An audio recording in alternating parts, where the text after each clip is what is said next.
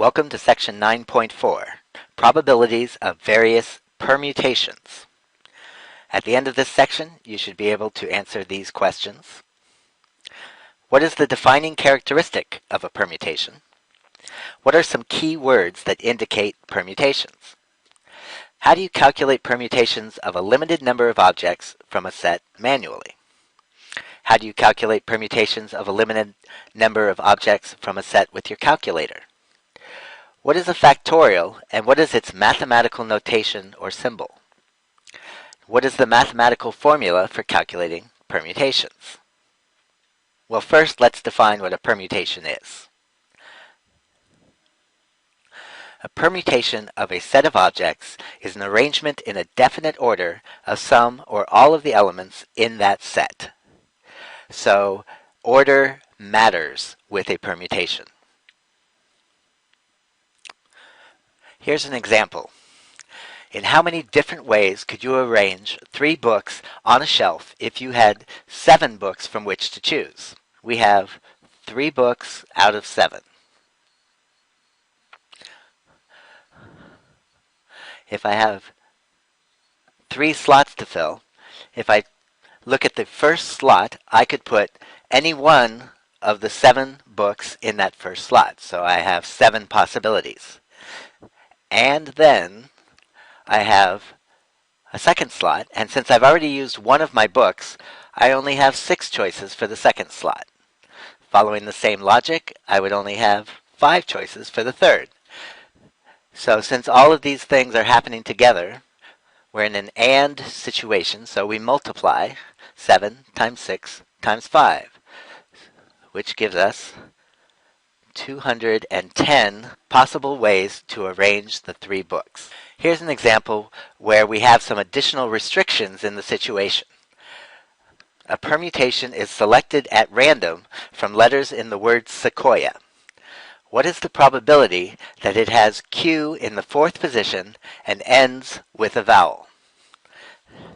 Here we're asking about probability, so we need to remember that the definition of the probability of an event happening is the number of ways the event can happen over the number of events, possible outcomes in the sample space. So let's look at our sample space. If we had no restrictions, then I'd have 7 choices for the first slot, 6 for the second, 5 for the third, 4 for the fourth, 3 for the fifth, 2 for the sixth, and 1 left over for the last slot. Now, if we look at our restricted situation, to figure out the number of possibilities, I always start with the most restrictive possibility. And here, that would mean that we have Q in the 4th position.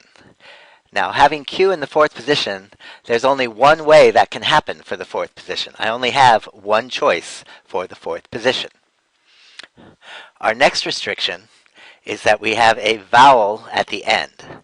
So in this last slot, I have a choice of all the vowels in the word sequoia. So there are 5 vowels in the word sequoia. And the rest of my slots are unrestricted. So I've used 2 of my letters, which means that I have 5 more choices for the first slot, then 4, then 3, then 2, and then 1. So my probability would be the product of all these numbers in the numerator over the product of all these numbers in the denominator. If I look at this, I can see I can do some canceling out to simplify my fraction. The 5s cancel out, the 4s, the 3s, the 2s, and of course the 1s, leaving me with 5 possibilities on the top divided by 7 times 6, or 42. You'll notice that in my numerator, initially, to fill the 7 slots out of 7 choices, I ended up with 7 times 6 times 5 times 4 times 3 times 2 times 1. That situation where we multiply all the integers from 1 up to a certain value has a certain name, or a specific name. We call that a factorial, and we symbolize that situation with an exclamation point. So n factorial would be the product of all the numbers between 1 all the way up to n. We could also think about it as working our way down from n to 1. Now 0 factorial is defined to be equal to 1. One reason you can think of to justify this definition is we saw in our example that 7 factorial described all the possible outcomes of ordering 7 objects.